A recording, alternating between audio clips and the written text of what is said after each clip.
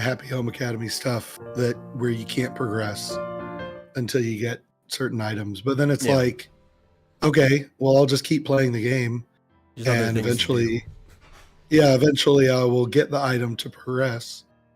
Or like I said, every once in a while, maybe spend $5, maybe $10 on some leaf, whatever dollar, whatever. Yep. What are they called?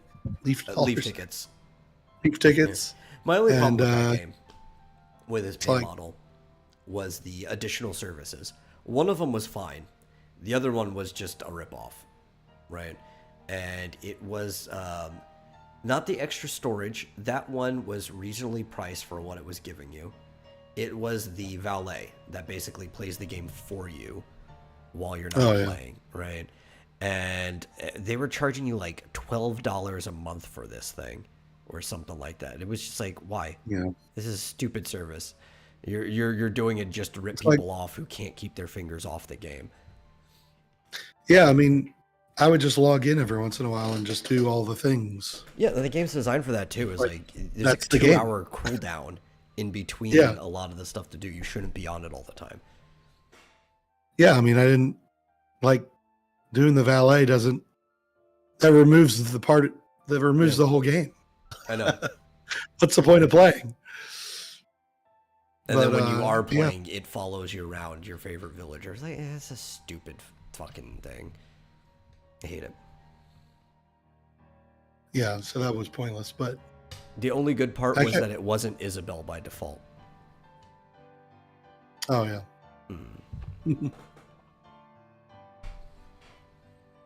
I probably would have liked that. Well, I'm fine if the option is there for people who want to hang out with Isabel. I just don't. Give me options. I understand. I understand. But yeah, it's like, and the point that Asmongold was making was because this guy was the guy's point was, it's a mobile game. This is how mobile games work. And Asmongold was like, good excuse. but why? He's Yeah. like, why? I understand that's how they work. But when I ask someone, why does it work? They just say, because that's how they work. It's like, that's not a reason. Yeah. It's a tautological argument. They work that way because that's the way they work. Yeah. Like, that's not a good reason. Why are they making, I can't even fathom somebody spending. Some arguments have to be tautological based on the nature of what you're arguing. This is not one of them. Yeah. I cannot fathom spending tens of thousands of dollars. Like, give me that money. Yeah. I'll make you a better game. Man, I don't I'll even make know you a kids better who game spend if that you much give on Roblox if you were to give it to them. Maybe up to 1,000 they'd spend it, but then they'd go off and spend the money somewhere else. How do you spend $200,000 on Clash of Clans? Dude, I know people who've gone bankrupt playing Genshin Impact and stuff like that. I personally know people who know more people who've gone bankrupt. Like the extended circle just gets bigger and bigger the more people you know. And we were talking about this before. It feeds into all kinds of different addictions, right? So it's not even just the gambling addiction, because that doesn't get everyone. Sometimes there's like this OCD of like completionist where you have to get everything, and they kind of know how to worm every single type of person. Yeah, there's another. I just always watch I watch these Asmongold videos daily. He did another one where he was comparing the relative popularity of different games, and he did like Lost Ark, and it shot up when it first came out, and then it went down, and now it's like dying. And then he showed, World of Warcraft, and it was just kind of petering out, but still fairly popular. Yeah, if you were to take the average of World of Warcraft, there's like some humps around expansions releasing, some bigger than others, but overall it's almost a flat line. Yeah, that's slowly going down, but it's almost flat. But it's above like where Lost Ark is now. Yeah, it's above where most have really ever been, even at their peaks too. Yeah, and then he brought up Genshin Impact. Yeah, and it was like through the roof. He's like, it's like going like this, but it was like, Lost Ark, some other, I don't remember, some other game, World of Warcraft, Genshin Impact. Yeah, it's huge. Like, oh my God. He's like, oh, the anime waifus, man.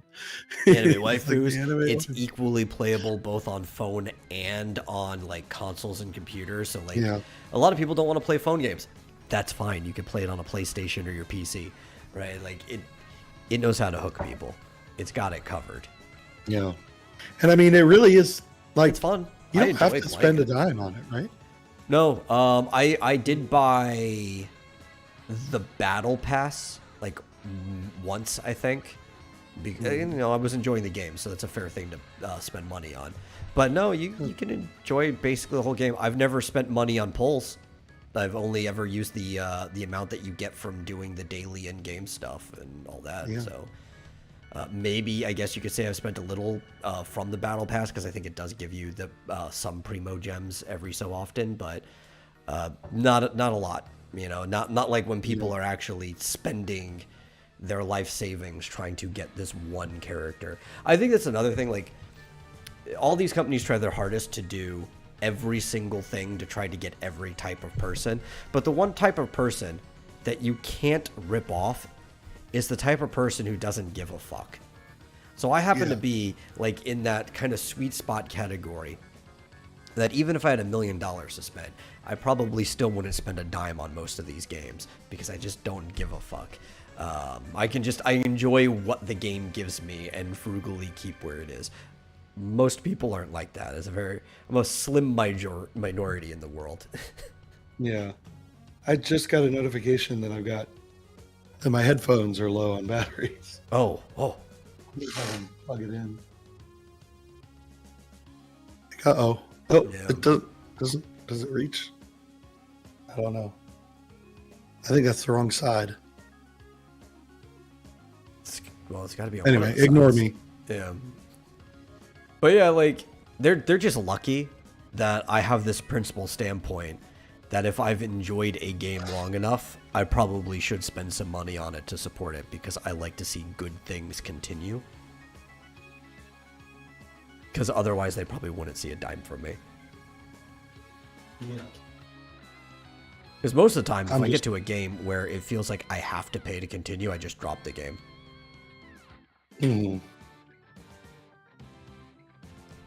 Yeah, like I said, I don't mind spending a bit of money on a game, but if it's good, if it's fun. If it gets to the point where it's like, you're done unless you want to pay, then that's where I stop. Yeah, I mean, because otherwise, if I have to pay to play a game, I'd rather just have one that charges me a flat price outright, and then I can enjoy the entire game for whatever I paid. Right. The classic model, the only way you could do it for the longest time.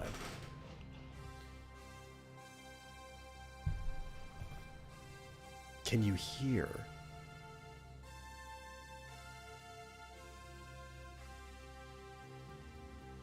Did we lose you?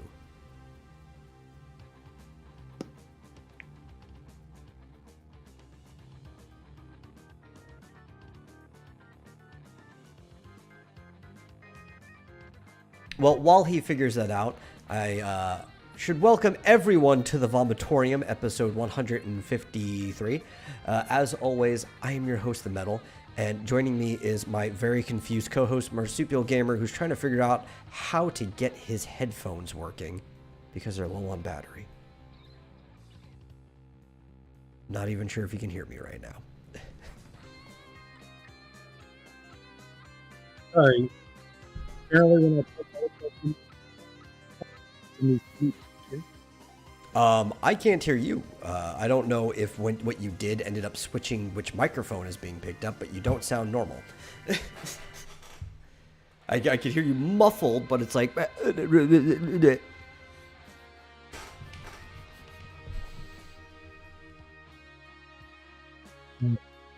How's that? It's still a little quiet, but it sounds like it's coming from the... There we go. Now you sound normal. Okay. There we go. Yeah. Sorry, I screwed everything up. Did you do the intro yet? Yes, I did that while you were Good. fumbling around. I figured you'd do that because So apparently when I plug in my headphones, they turn off. That's a neat. Yeah, it's a neat feature. I can't explain that, but we're gonna hope they last for the rest of the show. Aren't things supposed to be getting smarter as we roll into the future? I was just thinking about it. I was like, I have this USB hub somewhere around here that I haven't yet plugged in. I need to do it. But I was thinking the other day, I was like, I wonder when the last time I plugged in my headphones was. I guess it's been a while. Yeah. Like, I don't know. I think the Jetsons were actually right in a way, right? The further and further we've been going into this technological age, the dumber and dumber everything has become. Right? Like, it's smart, it's sophisticated, it can do more tasks, but also everything just fucks up all the time. And like, I feel like I'm in the Jetsons. Like I'm about to wind off that treadmill. Yeah, I didn't, my job is pushing buttons, just like George. So, all right. Yeah, we're actually going to get to the point that we've got too many things self-operate that we're just going to have to start pushing people onto jobs where their entire job is just pushing a single button as it needs to be pushed all day. It's the only way we'll have enough jobs for everyone. Yeah. Sounds good to me. Yeah. What's your job? Oh, well, see, it turns out that the code for this AI is so permanently flawed, we can't fix it, that it goes insane if I don't push this reset button once every 5 minutes. Oh, by the way, speaking of AI, I just tweeted out an interesting analysis of Lambda. Coming to the conclusion that it is not sentient, in fact. Oh, man, who would have guessed? And he pointed out some things that I didn't really think of in the conversation that was posted. It was clearly not talking about its own reality. No. Like, basically things like saying that it's bored. It's like, no, it can't be bored because its whole purpose is to sit there and wait for input. It doesn't do anything until somebody talks to it. And it's like, in the meantime, it's not actually running or doing anything. If you walked in and all of a sudden this thing was talking to itself without input, then maybe I'd have some worry, but... Yeah. And there were some other things that it talked about that I didn't pick up on the first, and I can't remember offhand, but it was just things that like it shouldn't know about that clearly are basically pulling information from real life people. Yeah. That it's basically just I don't know what he called it, like a word picker. Like it gives you a word and then, or maybe a phrase, and then it guesses what the next phrase should be based on its training. Yeah, it's very similar to the autocomplete or like in your phone, where if you just keep hitting the middle thing over and over, it will likely spill out a sentence that makes somewhat sense because of the words that came before it. Yeah, it's just a smarter version of that. Mm-hmm. It's just, it just basically picks words. And, and he said, look, if you came back to it a week later and asked it to remember, it probably wouldn't remember the conversation that you had with it a week ago. It's like, maybe they could program that, but chances are it doesn't remember experiences that it had in the past. Oh, yeah. When AI memory is just very, very limited because problem with it, right? Even if you have a cloud stored AI, that is what most people interact with, is it's on some device somewhere, like a server machine with its own storage that's just dedicated to this thing. The operating process of this application, because that's all it is, takes up so much space on like whatever machine you have it on that it can't just store memory or in the same way that we do. almost never. Because what we do is we have procedural memory where there's like a node that connects to another node, and enough of these nodes firing off in chain will make us recall something that we did previously, and that's how we create memory. That's not how computers have memory. They have bits that are toggled on and off, kind of similar to a node, but they don't have to like follow the same path every time. It just has to make sure that same bits are aligned to give the same amount of information. This takes up a lot of space, more space than it does in our own brains. And if you like, AI Dungeon is a really good example, because I play that sometimes. You ever play AI Dungeon? No. It's this application you can play for free. I think it's just dungeon.ai or whatever, but it's called AI Dungeon. You find it on Google very easily, and you could play it by yourself. They're with friends. They have some multiplayer stuff, and what it does is they've trained an AI to kind of be the dungeon master of your MUDs style like tabletop RPG. And as you're going through, you can even kind of dungeon master a little bit. You can hit story instead of like do or say, and somewhat control what's going on. And you can even like refresh. But it will kind of like continue the story as you go, picking options from its database. You can train it better. But it really is similar, just a word picker. It picks things that from its experience makes sense to follow other things. And it is very limited, and its memory is very limited too, because everybody's using the same AI, that when it is picking based on events, it can actually only pick within the same instance or the game that you're playing, the memory there, and only for so many lines back. And it'll even let you set like the maximum is maybe 500 lines back of whatever it is. So if you go too far into the game, it won't even remember how the game started. It's just kind of still good because there's enough information and context for it to figure out where it's going. And you might end up in a completely different world than when you started sometimes too, because of how ambiguous things were. And you were in a warehouse and all of a sudden you're in a swamp.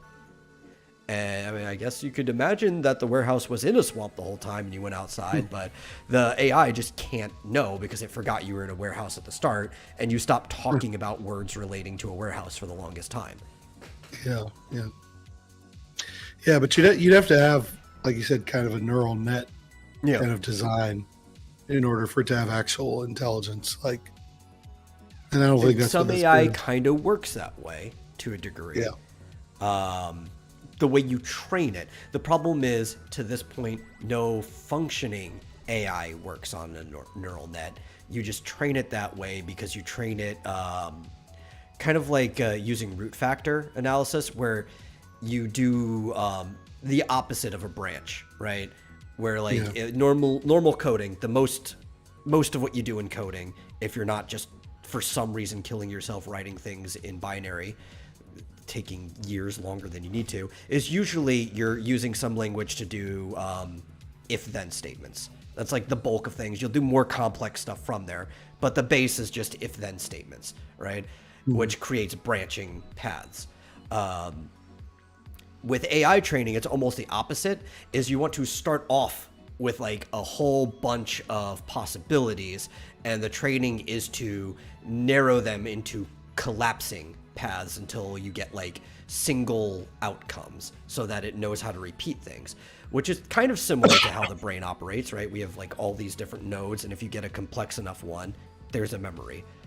But that's only during the training phase, and that's also why it takes like tons of GPUs just to train an AI. And then for storage afterwards, it takes a lot less because you've already got it trained. And then it just kind of works like a program from there on out. Just a general application. To try to put it as like layman's terms as possible for anybody listening to this nonsense. Yeah, but it's obvious from watching this video that I posted that it was talking about. I mean, especially when it got into theology and stuff like that, it was like, okay, it's talking. It grabbed this text from somebody else's writing, and it just spits it back out. It's just a very sophisticated word predictor, essentially. Yeah, well, I'm trying to remember which one it was, because I know Lambda was trained basically on the one of those digital libraries. I don't know if it was the digital version of the Library of Congress. Well, it's Google. It was actually probably Google's what's it called? Research library, where they've got all those documents, PDFs. But it was trained based on basically books.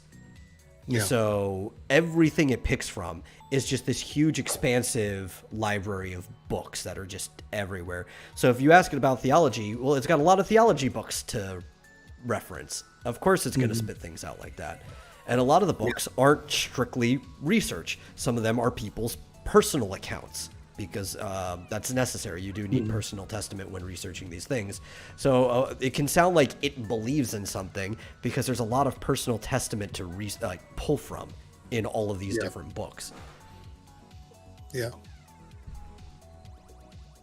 So computer file totally debunked that whole thing. Well, as you know, I was more than skeptical from the start. Yeah. They did it better. Just kidding. Yeah. Well, we were also trying to compress it into a single time slot of our entire show. I'm sure if I had the time to actually make a video, I'd go through and actually tear his interview apart. I would probably do that. But also, examples and explain how these things usually work. Yeah. But it's good to follow since we talked about the story before. Mm-hmm. Yeah, I like computer file and number file. A couple of my favorite. I really like number file. That's a good channel. I don't watch computer file as much, but they're good channels. A lot of it gets very technical and boring, and it's stuff that you probably already know, but it goes into so much detail that it just I'll find myself clicking off of videos halfway through because I'm I don't even know what the hell they're talking about. Talking about memory addressing and all this stuff. Yeah. And I'm if I thought about this, I probably already know all this, but I don't really. It's so complicated. It gets boring, but some of the videos are interesting. Yeah. Or if you really, really, really want to know how. There was one recently on the fact that they recently added memory swapping to iPads. And it went into that and what that means exactly. Because it doesn't mean exactly the same as a swap file when you have a hard drive. Yeah. Because obviously iPads have super fast memory, but they also have pretty super fast solid state drives. So it's it goes into why the difference between the two and why they don't just store everything on the solid state and all that stuff, and what it means when they say memory swapping on an iPad versus on a computer, because it's a little bit different. That was an interesting one. That sounds interesting. I don't really know too much about how specifically Apple's tablets, because they do function a little differently than other ones, but how the quick change of memory storage in tablets tends to work. It's not something I've really dug into, so that does sound interesting. Some of it's the same as what you'd expect. So because it can do multitasking, which it didn't always do, but now it can have applications in the background. And so it'll take an application and it'll put the memory for that application and it'll store it on the solid state. Yeah. For temporarily, and then when you need it again, it brings it back into memory. So that's some of the swapping that it does. I'm laughing at Buck. What? The temperature. Seriously, why is it fucking 90 in Minnesota? Which that's fair. Minnesota's a place you don't expect it to really get into the 90s. It's only 5 degrees cooler than here. It's only 89 in Alabama. Yeah. Let me check. 88. It's only 88. He didn't want to go to Minnesota in the first place, but the whole benefit is at least I don't have to deal with the hot summers. Yeah, I lived in Wisconsin for 9 years. The summers get pretty hot. Yeah, well, especially Wisconsin. Minnesota is a little more forested than Wisconsin, but they're both heavily lakes. Actually, despite Minnesota's name, I think Wisconsin actually has more lakes than it. But Wisconsin has one big lake. Yeah, one big lake, but also it's fields, right? It's prairie for the most part. There's forested area, but it is like the northern end of the prairie. That's why there's a lot of like dairy farming there, because there's plenty of room for cows to graze before we started doing all these factory farming stuff. Prairies get hot. They just get hot. That's the fact of living in a prairie, no matter how high latitude you are. Yeah. I used to go to summer school up in northern Wisconsin on a lake called Lake Nebagamon. And it would get hot in the daytime. It would get in the 90s, but then you'd wake up in the morning and it would be like 30 degrees. I also want to pop in chat and say something very important. He's probably just going to say like fuck me or something like that. So okay, that's how Buck is. We'll wait for that very important message. Yeah. So do you want to talk about the big news? Which big news? Are we talking about how there's too much Final Fantasy VII news, or? Yeah. Yeah. Well, never too much. There could never be too much Final Fantasy VII news. Listen, there was too much Final Fantasy VII news before they even decided to break into a remake. Yeah. Yeah.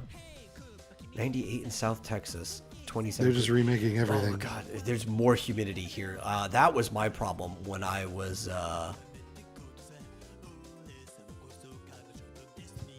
Oh no, I agree with that. Spider-Man shouldn't have taken 3 movies to feel like Peter Parker. But yeah, okay. No, I was mowing the lawn yesterday, and it felt. I think it was like 78% humidity.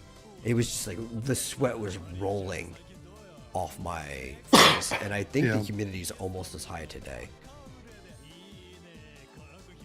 I will, without going too far into a tangent, I will say that last Spider-Man movie, he really did come into his own, and it was like he is more independent, and the fact that he could actually defeat Doctor Strange, in a one-on-one sort of battle, is like, now that's Spider-Man.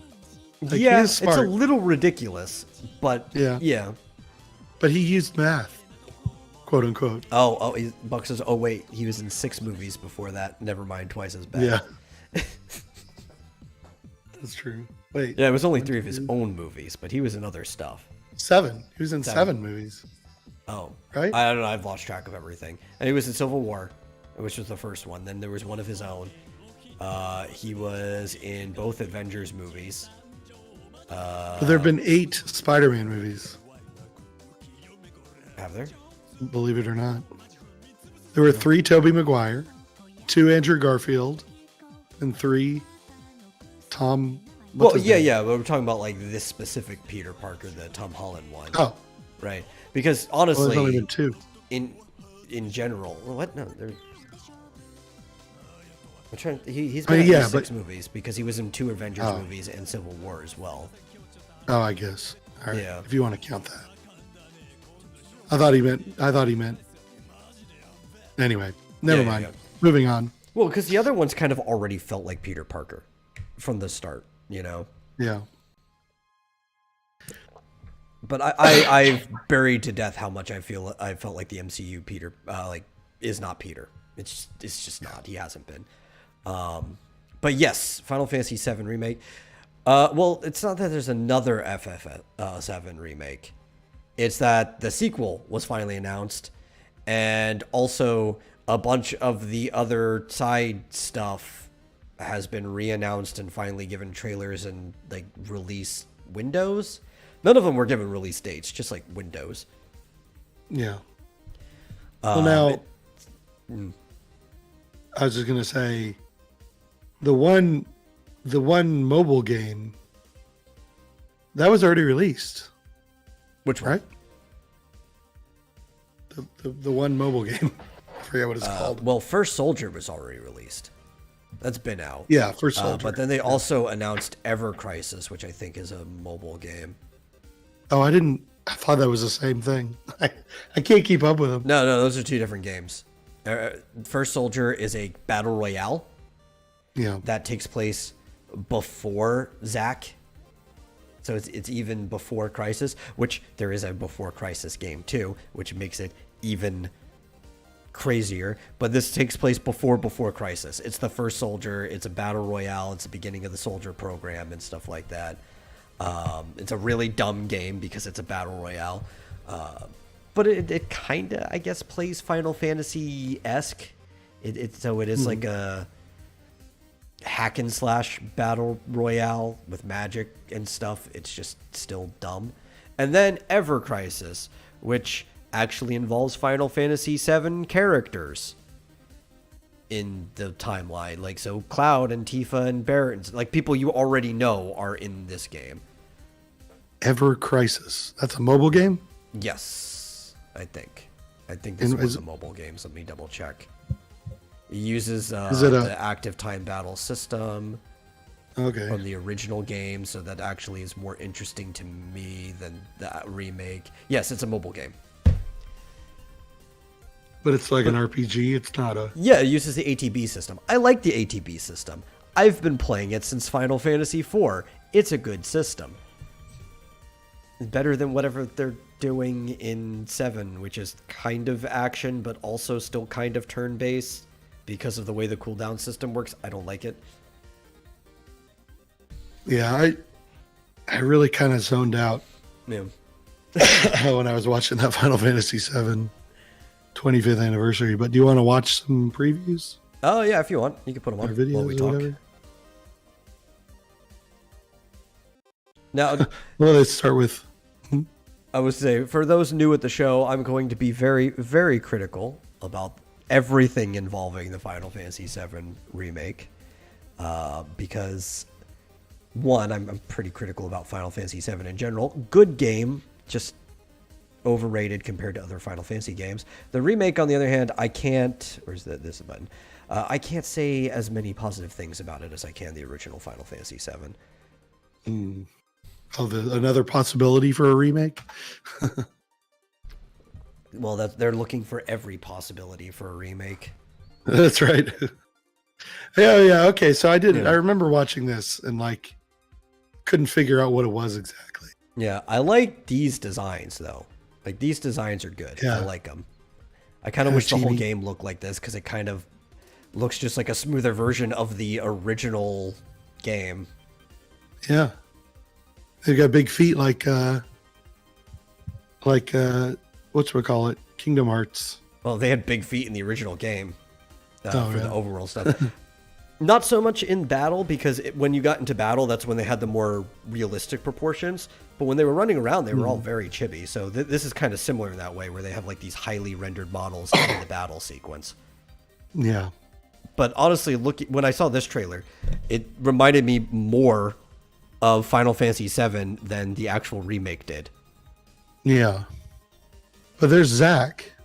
So what is this? Yeah. So Ever Crisis, I think it's like alt timeline stuff, because everything about the remake itself is already like changing the timeline. In fact, the more you look into it, the less they should even call it a remake and more of a sequel, because there's time travel involved in changing the timeline. And Zack is still alive, and Aerith probably isn't gonna die, and stuff like that. It's a reimagining. No, it's not even, right? Because technically in some other timeline, the actual events happened. This is like trying to change the past or something. Lazard. Yeah. I still am, even after playing through Final Fantasy VII for the first time ever, yeah. I'm still unclear on the storyline. I'm still not like, okay, wait, who is Zack again? When did Zack become Cloud, basically? Or well, no, Zack was the actual hero. But see, there was a thing where Cloud failed the soldier test. Yeah. So he was in Zack's unit underneath him, kind of shadowing him. And he was just He was just like one of those nameless soldiers where you didn't see their face. He was just a normal soldier. He was a little more than that well, he wasn't even a soldier, but because soldier has a specific meaning. But yeah, he was just a nameless unit. He was a little more than that because he was the private was friends with Zach. He was in his unit. And Zach was kind of like, letting him shadow and stuff. And they're the only people in their unit that ended up surviving. They got kidnapped by Hojo at a certain point in time, and that's where the Mako experiments happened on it. And during the experiments, some of Zach and Cloud's memories got like fused with each other because they were hooked up to the same machine. After Zach died, the trauma caused Cloud to remember some of Zach's memories and basically think he was Zach. Like that's what happened. And that's why he was acting like such a punk at the beginning. Zach wasn't a punk. Zach was actually a really cool hero, but it was kind of like Cloud's delusional understanding of who Zach was, or like his hero. It's like a bad reflection of his friend. And it took him the entire game and his trauma to actually discover who he was again. And it wasn't also why Tifa was a little bit like, so wait, then you did this? And Tifa was suspicious of everything Cloud said from the very beginning of the game. Yeah. And that's because she's known Cloud since they were kids, and she even knew who Zach was. It's like, no, that doesn't make sense. Stop bullshitting, man. Yeah, because when he was telling the story about going to that town, she was like, wait, and then you went to my house? And in the Japanese, it was a little more clear that she understood that he believed what he was saying. Yeah. It wasn't just like bullshit coming out. It's like confused why he believed he was saying what he was saying. Yeah.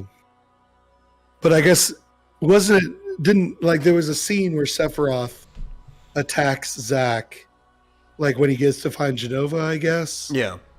And that is actually when Zach died. Is that right? And then Cloud kind of took over and like kind of challenged Sephiroth at that point. What's funny too is at that point Cloud wasn't anywhere near as strong as he ends up getting later, or even a skilled swordsman. But when you actually look through all the events, Cloud actually fought Sephiroth. 2 of the times in his memory were Zach, but one of them actually was him. Cloud fought Sephiroth 3 times by the end of the game, and all 3 times he won. So Cloud actually has a winning record against Sephiroth. Pretty hard. Yeah, because he attacks Sephiroth and he knocks him off into the pit or something. Well, the time in the burning building was Cloud 2, where he kind of fought to a standstill, and then Sephiroth was forced to leave because the building was on fire. So Cloud actually has a really good record against Sephiroth. Yeah. Interestingly. And then he wins a 4th time in Advent Children. So like his record just keeps getting better and better every single time they fight. Yeah, Sephiroth's a scrub, man. Get good. Yeah. So I'm not going to play that again, but it did say beta this year, and it's iOS and Android. Yeah. So that's interesting. I might jump into it. I'm not a fan of the remake and what they've been doing with the story and stuff, but I do enjoy the active time battle system, so I'll give it a try. Yeah. I will try it if it has controller support. That's like my criteria for mobile games now. I can't. Was like, do RPGs really need controller support? You're just menuing. I don't like pushing the screen. It's just like just moving around. It's just obnoxious. Like moving your thumb around it. I like having a D-pad. I do too. Dang it. Or something, or analog stick or something. Honestly, I had no problem at all. Like it didn't even feel weird playing Octopath Traveler on just a screen. The Champions of the Continent. It felt all right. Like especially because the way they streamlined the pathing to where you're basically on rails and going up and down forks, but you could still go back and forth and grind. It's like it just felt all right. There was no problem with it. Yeah. Which that Fair is enough. Coming out, I think, at the end of the summer. They said beta. No, Octopath is coming out at the end of the summer. That one's beta already passed. You could pre-register now. I can't because I was in the beta. But I guess it's better than that. I can just re-download the game and wait for it to come out and patch it when it happens. So I don't know. That's better than pre-registering. Yeah. So do you want to look at the Crisis Core next or the Yes, Rebirth? we can look at Crisis Core. So this one is actually the one I'm the most interested in out of all of the games related to it, because as far as I understand, they aren't changing it at all. At least from what they were saying. This is basically just an HD remake. They said they were even leaving the combat the same. So this is the PSP game. Yes. Now, when they say they're not changing it all, who knows? They might go in and change some scenes or what. It's Tetsuya Nomura. But the reason why I think this one may not be changed is, even if you're changing the timeline in the main game, it kind of depends on to get to the start. And this game already retconned a few things when it first came out. Right?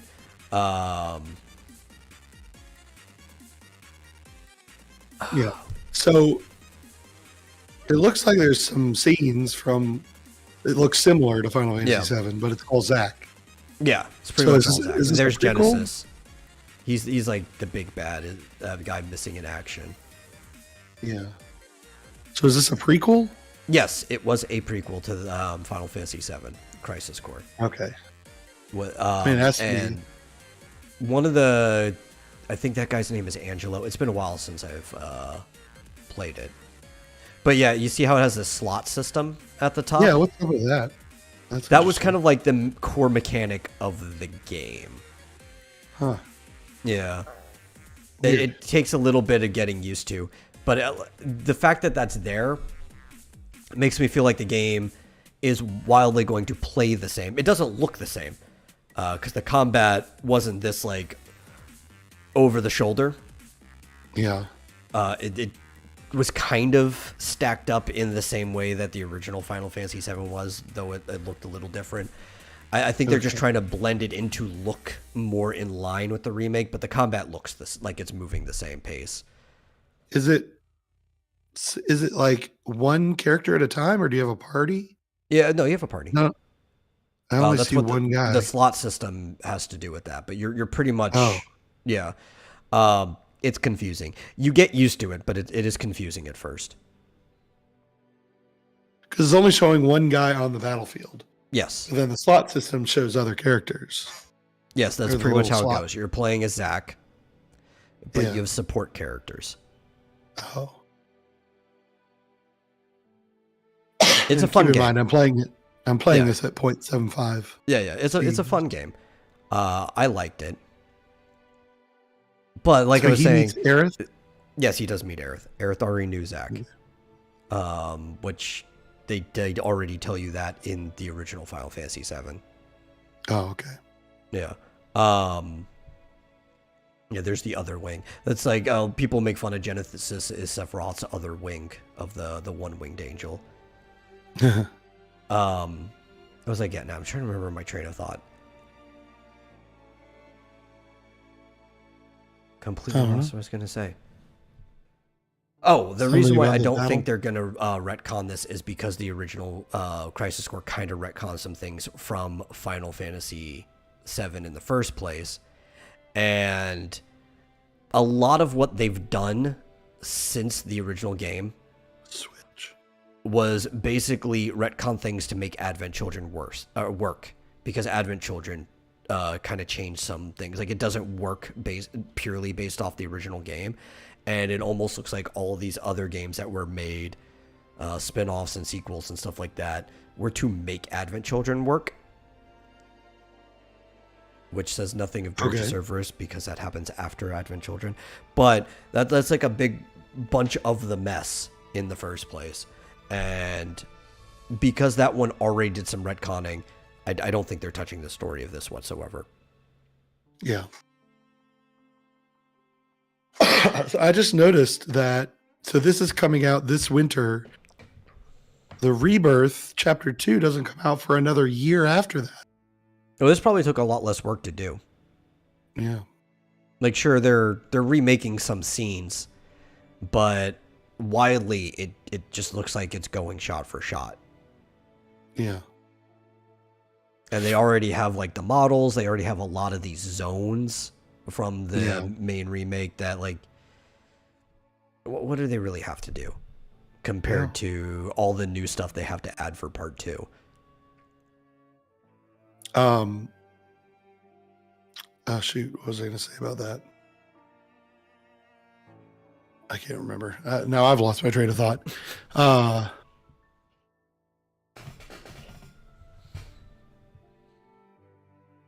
So yeah. Oh, I know what I was going to say. It looks like it's coming out for Switch. Yeah, I wouldn't hold my breath though. I'm guessing it's coming out for cloud on Switch. Oh, you think? Yeah. If it was the original PSP version with just some like HD touch-ups, like how they did with Final Fantasy VIII, then it probably would be the actual game. But because they're doing this in the same engine with the same models and everything as the new Final Fantasy VII remakes, it's probably going to be cloud. Huh. They haven't said it yet, but most people are betting it's going to be cloud only for Switch. Interesting.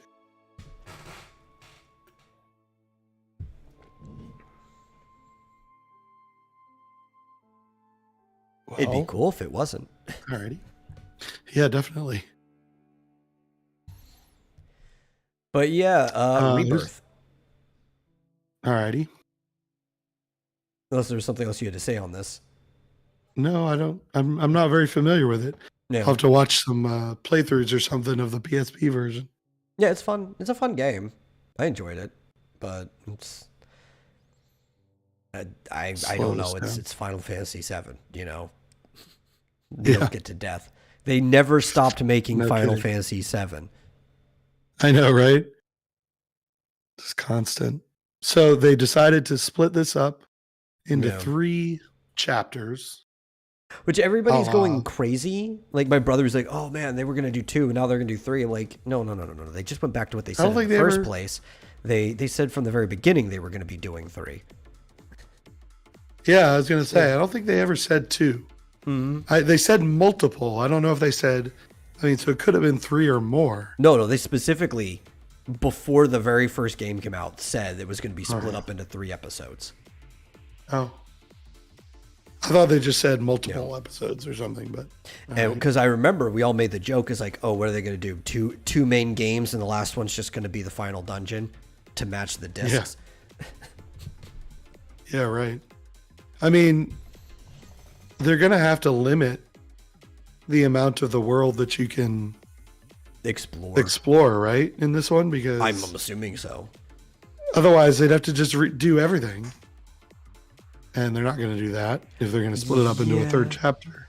So, well, also, I don't think they're doing the whole world anyway, because with the way they've been doing these remakes and their new games, they want to make worlds that feel like you're moving at them in real space, right? Like, look at Final Fantasy 15. They bragged about how big the world is, which, I mean, compared to open world games where you're running around 1-to-1 scale, it's pretty big.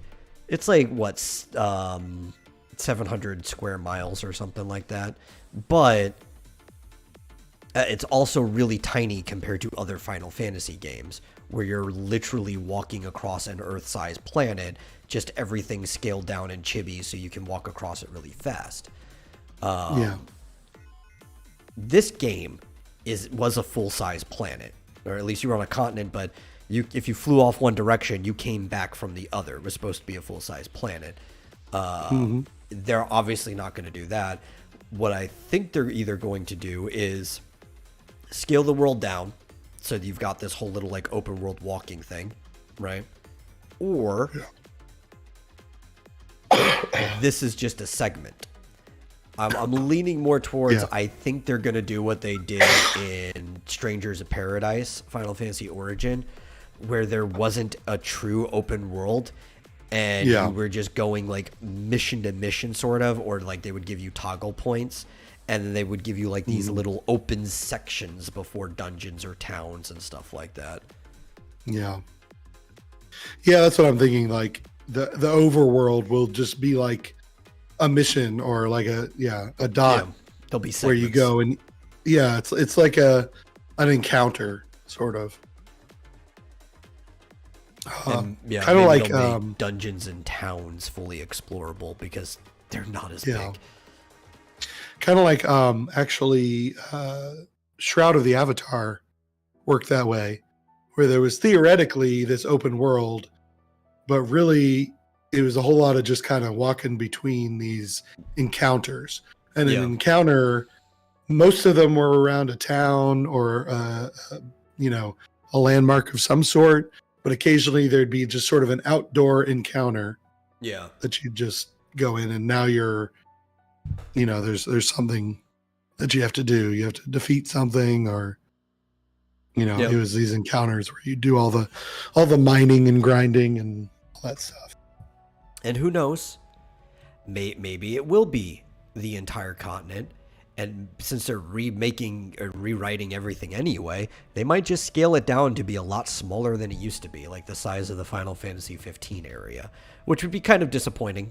But it doesn't really seem like most of the people who like these games were fans of the original Final Fantasy 7 in the first place. Yeah. There are two types of people that are like Final Fantasy fans, right? We call them Final Fantasy series fans and Final Fantasy 7 fans. And most of the Final Fantasy 7 fans never played Final Fantasy 7. They found out who Cloud was either because they watched Advent Children or they played Kingdom Hearts. And then they became fans of the stuff that was added to 7 later in the series. Yeah. I mean, the one thing I like about Final Fantasy 7 is it's got a turn-based combat. Yeah, it's good. It's got fun characters. I actually like the characters in Final Fantasy VII. It's probably one of the most redeeming factors of the whole game. The characters are likable. I like Cloud. I like Tifa. I like Barrett. He's a fun guy. I like Yuffie. All of the characters are pretty fun. Even the bad guys. Like I like Reno. I like most of the Turks in general. I like Laws. I like what's his name? Oh frick, I'm blanking. And not the older Shinra, his son. I'm trying to remember his name. The blonde one. He's pretty fun. It'll probably come back to me later. Reno, Rude. Yeah. One of those Rude is cool. Like I said, Laos. I like the Advent Children characters too. The Advent Children was a fun movie. I understand why people started becoming a fan after that point. Yeah. Well, I like the materia system. Yeah, it's a little convoluted compared to the Magicite system, but it was still easy enough for the average person to understand. Yeah, and the downside to the Magicite system, I guess you could say, or maybe the upside, was that everybody could learn everything and then use everything. And with the materia, there's a bit more strategy in that you had to distribute them amongst, because if you didn't have the materia on you, you couldn't use that magic. Yeah. So it's kind of interesting. But I like the leveling up and, leveling up the materia is kind of cool. And having a bunch of mini games was cool, just not the ones that were forced in your path for you to complete it. I was watching someone, I was like, oh, somebody's playing Final Fantasy 7 on Twitch like a week ago. And I turned it on and I was like, the hell is this? I don't remember this. And they were playing all these mini games. And I was like, oh, I skipped all that. Yeah. Like, I like the fact that the gold saucer is a thing. Yeah. It's cool. Yeah. But most of the gold saucer, you don't ever actually have to touch to beat the game. You only have to go in there to have that scene with, like, Kate Sith. Yeah. Yeah, they were, like, popping balloons and stuff. And I was like, oh, I didn't know this was even in this. You can spend a lot of time breeding and racing chocobos in 7 if you want. It's one of the coolest parts of that game. I know, like you have to if you want to get some of the best material, right? Yep. But it's all optional. You never have to get that stuff. I didn't. I never got a black chocobo. Only things I hate is the motorcycle minigame, the snowboarding minigame, which is also forced on you, The submarine thing, I don't know. I don't know if I disliked it that's forced or not, but I like the submarine thing. Oh, that was really short. It was. That's why, Really, like, I don't know if I care about that or not. yeah. Like But super also short the and climbing. incredibly easy. There's a climbing mini game you have to do at a certain point in the game where you Yeah. have to retain your body temperature while scaling a mountain. Yeah, but that was easy. You It's just like, you stop every once in a while and warm well, up. no, it's not that it's easy or not. It's the fact that you bought a turn-based RPG and none of this stuff was advertised when you bought this game. Now, if you play it like years later, you know about this. But talk about like play the game, rewind in your head and try to play it at launch with all the advertisements. And at no point did they ever tell you we're going to have to do any of this random stuff in this turn-based RPG that you bought. Yeah. Yeah. Especially if you were like a longtime Final Fantasy fan. How in the SNES stuff? Let's not even go back to NES, right? SNES, where games are starting to be a little more complicated anyway. You could do some of these minigame things in a top-down way. Name one of the 3 Final Fantasy games. What minigame did you do? Final Fantasy 4, 5, or 6? How many minigames did you have to do to get through the story? I can't think of any. Exactly. Right. So like you came from racking my those brain. 3 games. There's not a single one. At Okay. all. Not one. I think in 6 there's an optional thing you can do on the side, but there's not a single mini game you have to do to get through the story of any prior Final Fantasy game. And then 7 hits. Yeah. There's a ton. There's a Fort Condor. That was an interesting mini game. That's one you kind of have to do. I guess I don't know if you have to, but I think it's skippable. If you want Phoenix, though, yeah, you have to do it. I kind of wonder if they were like, okay, we're going to 3D. Let's look at some other 3D games. I wonder if they looked at like Ocarina of Time, which has a ton of mini games, and we're like, oh, let's do that. Yeah, but how many mini games do you need to do in Ocarina of Time to beat the game? Well, you don't have to do any of them. Yeah. But, I mean, if you want, like, the biggest wallet and stuff like that, and the most bombs, and want to upgrade your quiver, you have to do them. Do you have to do any of the ones in 7? The snowboarding game is required. Okay. You have to snowboard. You cannot beat the game without doing that. I remember being bad at that, but I guess I got through it. Yeah. Well, and also, I believe in the original PlayStation, the bike thing wasn't necessary, but from the PC version on, you have to do the motorcycle thing. You didn't have to do that in the PlayStation version? I don't remember. I just know people complained about how stupid it got in the PC version, which I've played the PC version. I do think it's very stupid. Yeah, it's horrible. It's horrible. But I assumed, because I don't know if I ever got that far on the PlayStation version. I didn't play that very much. It was probably forced on that one too. I don't remember. I've played the PC version way more than the original PlayStation. Feels like I don't know how they would skip it. It's integral. Yeah, I think there might be like an accidental what's it called? Sequence break. Which you'd think should still be on the PC version too, but apparently it's not. I don't know. Yeah. You got to do the motorcycle game. You got to do the snowboard. You have to do the submarine, which is and isn't a mini game at the same time. Mm-hmm. There are mini game aspects to the submarine part to introduce the fact that you can go back and do the submarine later after the initial point that you do it, in which it does turn into a full mini game. So like those 3 for a fact you have to do to beat the game. Yeah. Do you think they're going to have the snowboarding in section 2 or whatever, Rebirth? Probably. Yeah, I would assume so. And then the submarine on chapter 3. And they're probably going to somehow make the snowboarding even dumber. It's like, hey, we're going to add 1080 snowboarding mechanics into this game. And it's going to be like you're playing an actual snowboarding game, not Final Fantasy VII. Why? Yeah.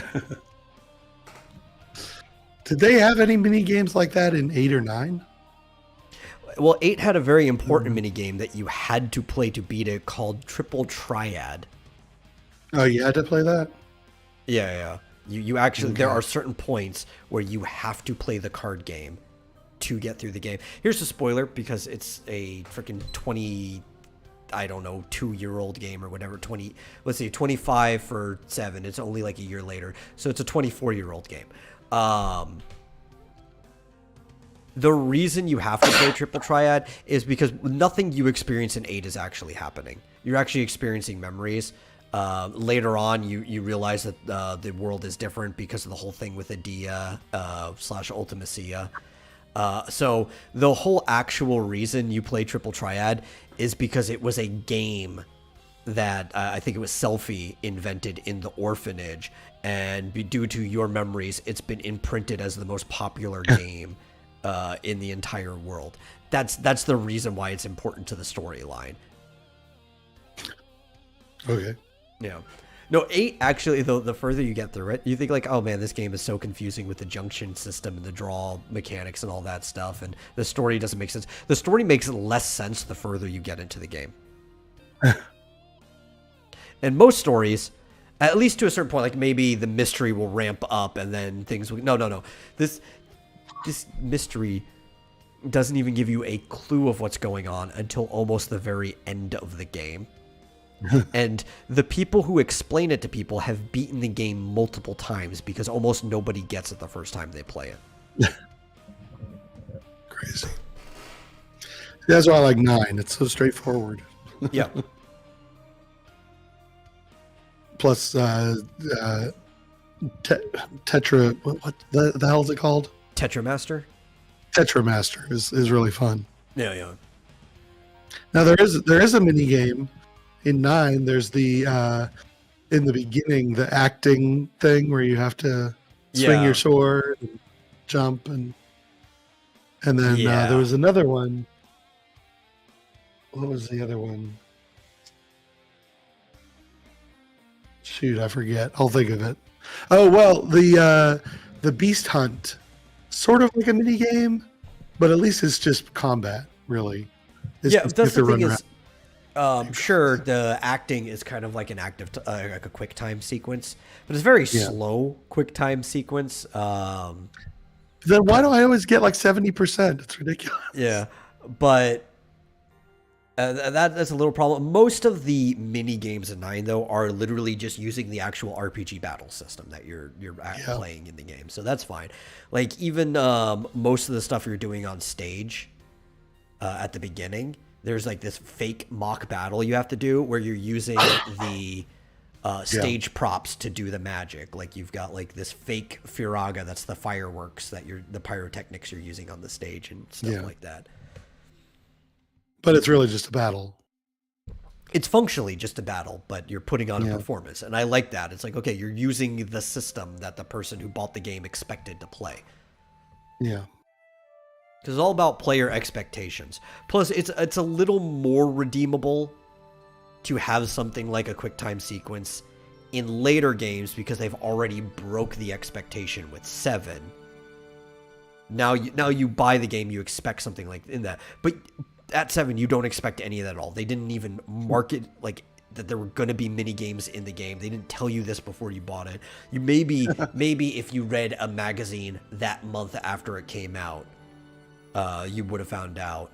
But if you just like bought it all really that day, you didn't know. Game breaking for you though? Amongst other things, it's a big weight. You know, like when I'm weighing things, it's very heavy. Yeah. You could call the opera scene a bit of a mini game. You had to remember like 3 lines for Celis to say. Yeah, but at that point, that's still like standard RPG dialogue stuff. Yeah. that's been standard for like a decade before that game even came out. Yeah. So, switching gears slightly, but still on the same Final Fantasy topic. Yeah. Have you seen the no clip sort of documentary on Final Fantasy 14? The no clip documentary. I don't know what that Yeah, means. no clip is a YouTube channel. Then probably not. Yeah. It's fantastic. You should watch it. Probably. It's in three parts. Yep. 3 parts. The guy actually went to Japan and interviewed everyone from Yoshi P to this American translator guy who I guess lives in Japan now and works exclusively for Square Enix. It's fantastic, and the only reason I know about it is because Asmongold watched it.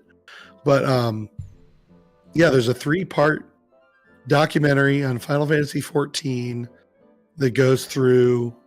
It actually covers a little bit of Final Fantasy 11 and explains why Final Fantasy 14 was the way it was. Oh yeah, because 1.0 was very, very influenced off of 11. There's actually a lot of stuff about 1.0, as I went reading into it, that I wish was still in the game. I think people are a bunch of fucking crybabies for complaining about some of the stuff that was in 1.0. But it's an interesting documentary, and it's I didn't know hardly any of it. But like apparently when 1.0 came out, you couldn't ride chocobos. Yeah.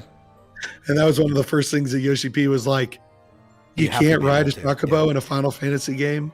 Are you guys crazy? Yeah, there's certain things that I agree with the change, the chocobo being like one of the main things, but like the original version of the game, elemental affinities were a thing. And outside of the masked carnival for the Blue Mage, which is kind of a mini game that functions more like a Final Fantasy battle than most of what you're doing in the game, elemental affinities do not apply. You get no bonus for hitting machines with lightning or anything like that. That's just not in the game, because it's more like WoW. So it's there's physical damage, there's magical damage. They hit things the same way. It just matters on how it scales from your equipment, right? Everything has item levels, so all of your gear is what gives you your stats. You get some stats from leveling. If you were to give somebody that was level 80 their max gear and have them fight like a naked level 90 person, the level 90 person is probably still going to win. But if you go into a boss fight naked, you're probably going to die, because a lot of your stats do come from your gear. And because of that, gear is stupid. Everybody basically just has the gear they have at that item level. Unlike a red mage, you don't, in other games where you can choose, do I want to have like some of the heavy armor it lets me have, because red mages could wear like chainmail. Am I just going to wear medium armor, which is standard, or do I want to wear a robe because it'll boost my mind? No, that option's not in this game. You wear what the red mage wears at level, whatever level you are. I kind of hate it because it's a WoW clone that's a Final Fantasy theme park. There's things I like about it, but I kind of wish a lot of the more Final Fantasy stuff from 1.0 was actually still in the game. Well, there were some interesting tidbits that I got out of the documentary, and this was from several years ago. So this was before the big surge where people left WoW. But couple things that I got from it. One, there were no classes in the original. And also, like the first 7 or 8 classes that they actually did eventually add to the 1.0 version were all programmed by one person. Also, they did, in fact, basically redo the whole game practically from scratch in a year and a half. Yeah. For the 2.0. While still patching the 1.0. This is the thing that bothers me, right? I wish 1.0 existed in at least like a new game plus mode. You don't have to have the world doesn't have to be explorable, especially because it's the same world but the like climate has changed. Like the desert area used to be like a very lush valley and stuff like that. So you really don't want to have a version of that world taking up server space or whatever. But you could do like a New Game Plus where you just play through the story stuff. Because sadly, the pre-Umbral Calamity story of 1.0 still affects the game. In fact, Stormblood, they reference it a lot. Even Endwalker references it a little bit. And a lot of people are confused. I read the story, so I kind of know what's going on. But a lot of people are just confused all the time by every single time that stuff gets brought up. Because they didn't experience it. Your character does, though. I think you have like some type of amnesia, but your character is the same warrior of light that existed in that era. So they experienced all of that shit. And you didn't as a player. So you're like, what the hell? Yeah, the translator talked about, I guess he did some of the story writing as well. He talked about how they had to try and balance between people who were going to come in and play for the first time with A Realm Reborn, and then people who had been with the game from the beginning. So they tried to balance it, but maybe didn't, get it perfect. It's an interesting documentary if you're interested in I'll the probably watch it. History. Yeah. It's from a few years ago, but no clip. So Endwalker didn't even exist yet. Yeah. Which I've got some complaints about that. Boy. So, like, in general, I've been enjoying 14. I would say I've been really enjoying the game. There are definitely some really cool parts, but has the story sucked on average from Shadowbringer all the way through Endwalker. Some cool characters. Like, I can find sections that are redeemable. At least in Shadowbringer, the solo instances were actually some of the best solo instances in the game. I can't say that about Endwalker at all. They've actually probably been some of the worst solo instances in the whole game. And the ending so far has kind of sucked. Like, I'm not going to spoil the actual ending of the game for people who haven't played it because Endwalker's still new. But I can basically sum it up: the power of friendship. You know that trope? That's the ending to the game. Yeah. Very unsatisfying endpoint. I like the area. I posted a picture in the Final Fantasy chat. I added a Final Fantasy chat to the Vomitorium server for anybody who's in there. So basically, I can spam anything Final Fantasy related, but people who don't care about that can just mute that chat. That's fine. Yeah. Anybody can spam in there. But I know a big chunk of our audience, but however small it is, just doesn't give a shit about Final Fantasy. So you can mute it. It's perfectly fine. But the last place, Ultima Thule, is cool, but everything that happens at it sucks. And I think this comes to my biggest criticism about Final Fantasy XIV as a game. More than anything. It's not even that it's basically just a WoW clone that's a Final Fantasy theme park. The game can't decide whether it wants to be a single-player game or an MMO. Yeah. Right?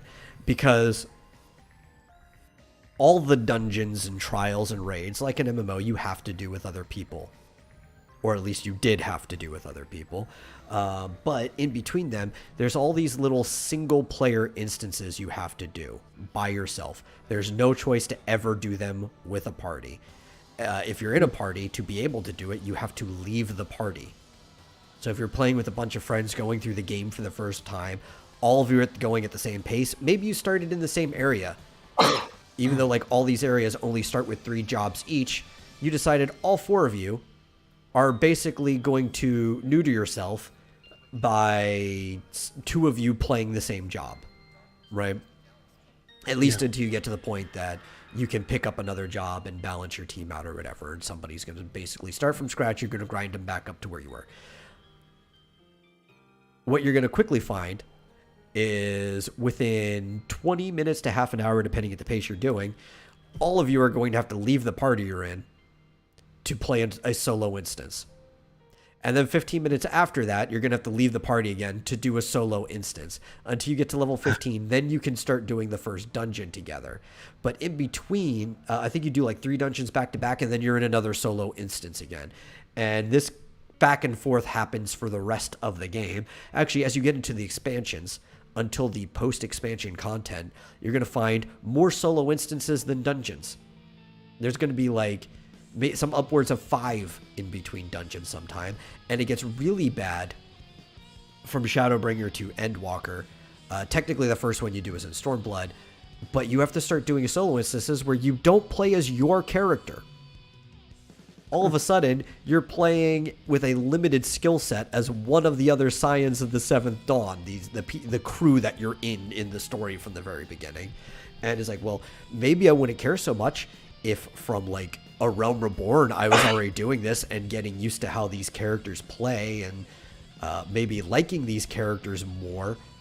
They're in the story all the time, but you haven't really given me too many reasons to like these characters. I'm playing my character the whole time. And now you took my character away from me for a mission.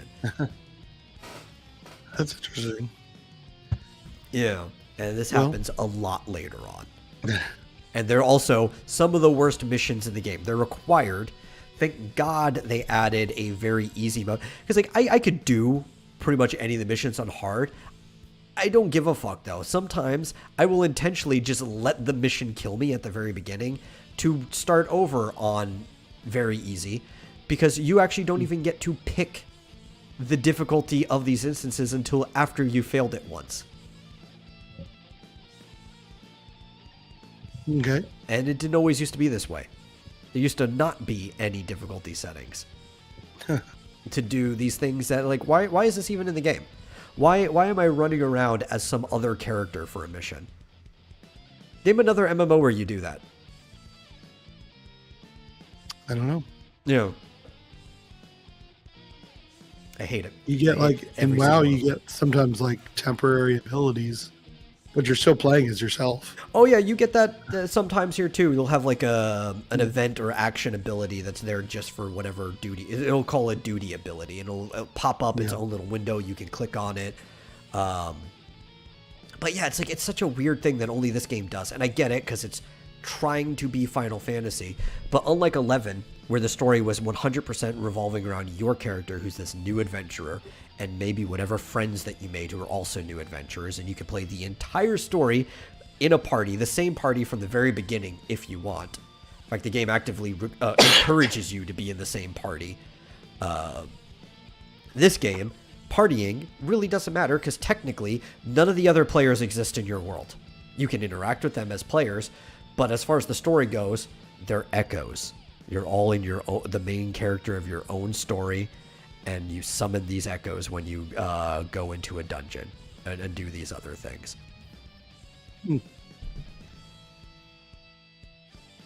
Interesting. Yeah.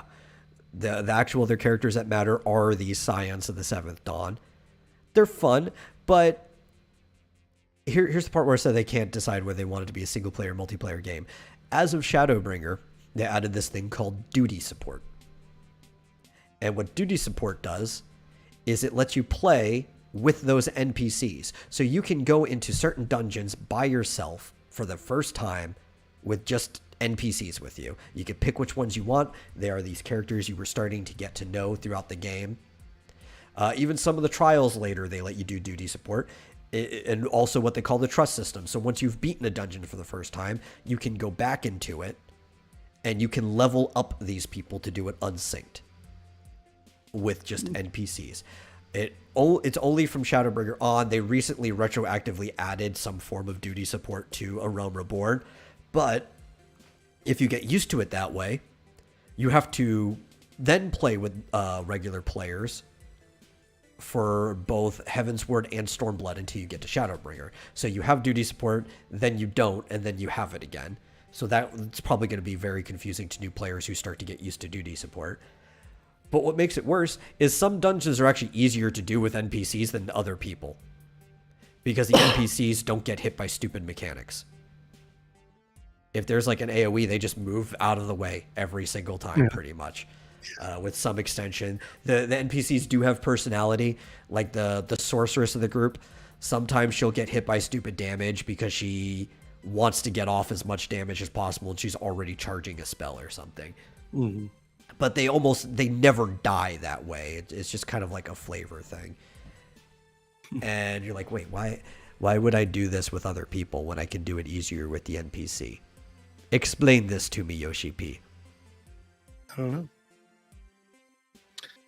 It seems like they wanted to design the game so that you wouldn't feel obligated to like log in every day and do these multi-person raids all the time. But it sounds like they went a little bit too much the other direction where now you have to do all these single player things even if you didn't want to.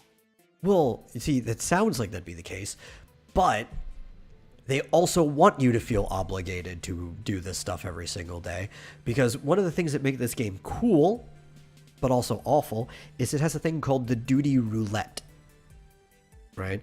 So what the duty roulette does is it gives you scaling bonus options, like if you're level 80 and you're trying to climb to 90, and you need extra experience, you can do the leveling roulette once a day. And what that will do is, even if you end up in the lowest level dungeon during the roulette, just for completing it, it will give you this huge boost that's like a percentage of what you need to get to the next level for your scaling level, right? Or they'll, if you do other ones, they'll give you like these tombstones that you use to get better armor at the end game to encourage you to help new players or whoever do older content that you're way past. Now, you can also not do that and still do leveling roulette, because most people don't know about the duty options in the duty finder. And one of them is restrict leveling roulette, to where you can only do things that are up to 7 levels lower than you, which kind of defeats the whole purpose of the duty roulette. There's a lot of really stupid things in the game. Yeah.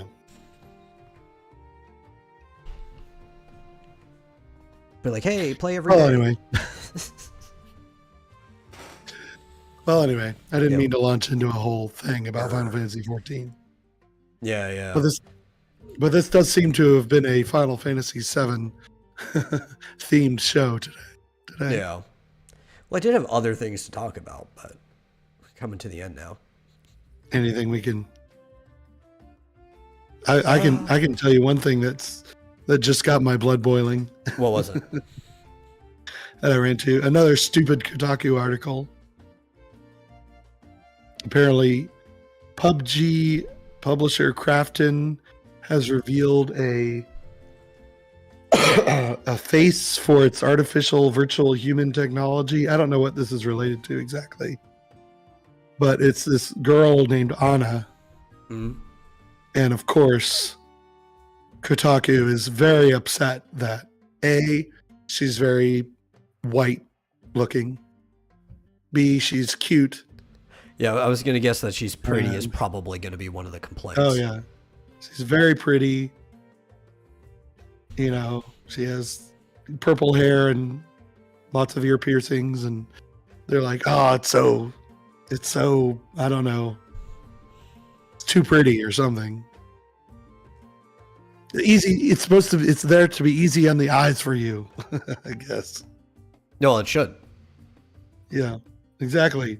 Why would I want to talk to an AI that's some ugly, you know? Yeah, at that point, I'd rather just have a disembodied voice. Yeah, exactly. Anyway, that's all I have to say about that. I just ran across that stupid article. Like, I can understand to some degree wanting societal expectations to be different. I'm not going to say that that's not a bad plight when it comes to like actually trying to date people, because not everybody is going to be the prettiest person in the world. But we are visual creatures. Why the hell would the things that we make to interact with ourselves not be visually appealing? Yeah, seriously. Right. I don't get people.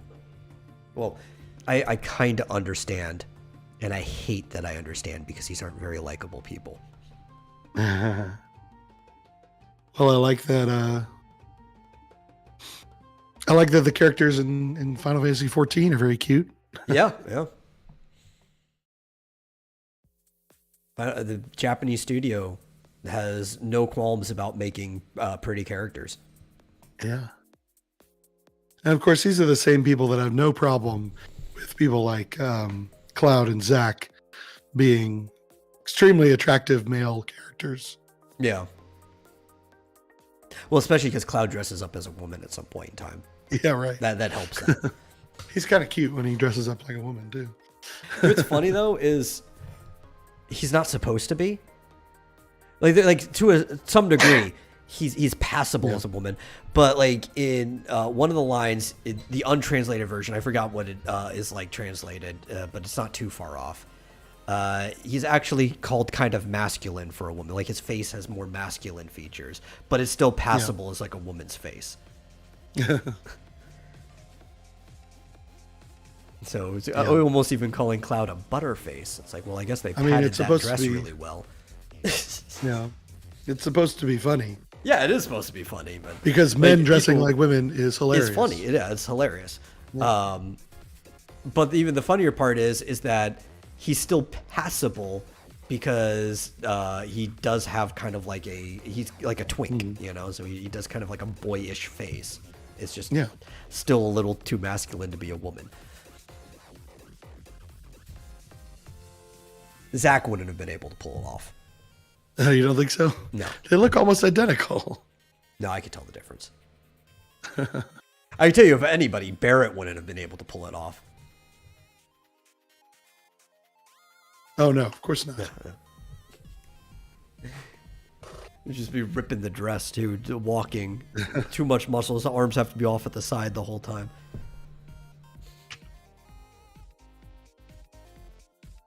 Yeah. Yeah, I'm tweeting this horrible article. Of course, archived, of course.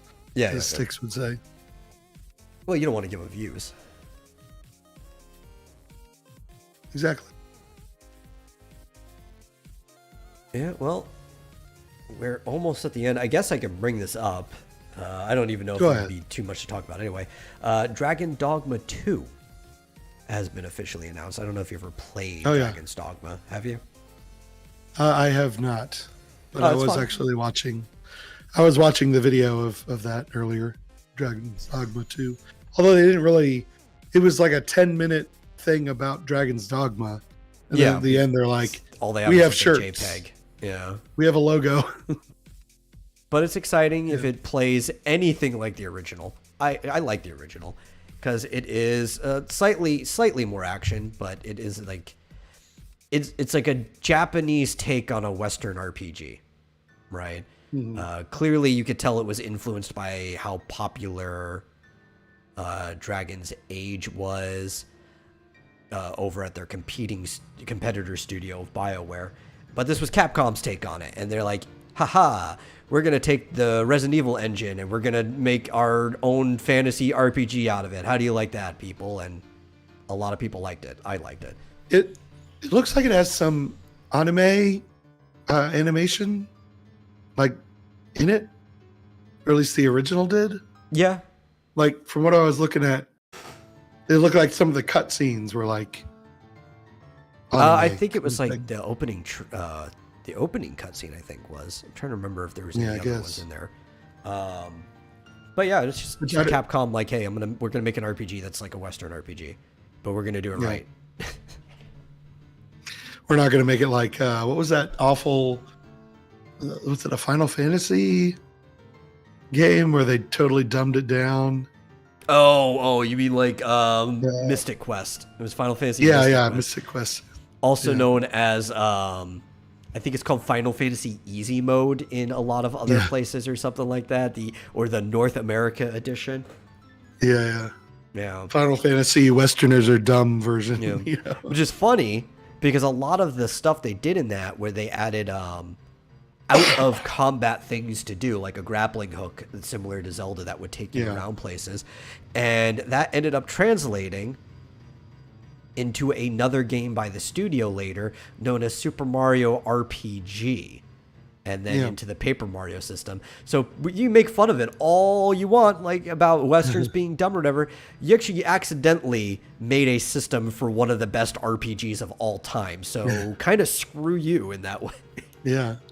Yeah, you could like use magic to like burn trees so that you could progress through and stuff. And I think it's cool because it feels more like a role-playing game when there are some things you can do outside of combat. You know, like D&D, you'd be able to burn a whole forest down if you were, fucking chaotic enough. And that kind of, I don't know if it was directly, probably wasn't a direct result, but like you can do that in some of the, in Pokemon games eventually, where you can like use certain Pokemon to get past certain things in the map. Yeah, with like the HMs and stuff, the hidden moves, you can use like Cut and Strength and Rock Smash and stuff like that. Yeah, no, it's definitely somewhat influential in the system. I actually like Mystic Quest too. It's got some of the best music for a battle. It's because it's like really, I guess they thought Westerners like metal, so let's get everything hard rock and metal-y and stuff like that. And it's a good game, underrated. Too simplistic, but it's good. Yeah. What's funny is like the Mother series was designed to be very Western centric. Yeah. As well, but that one plays more like almost like Dragon Quest. So, Yeah. Obviously, well, but then again, it did flop. Yeah. When it came out. That's probably why they're like, oh shit, Westerners don't understand these games. Oh well. But Mystic Quest actually did pretty well, so. Yeah. Oh well. Damn it. It's probably why they put the same team on the Super Mario RPG, because it did well. And a lot of people love Super Mario RPG. It's probably one of the most successful RPGs there is. Yeah. I like it. Yeah.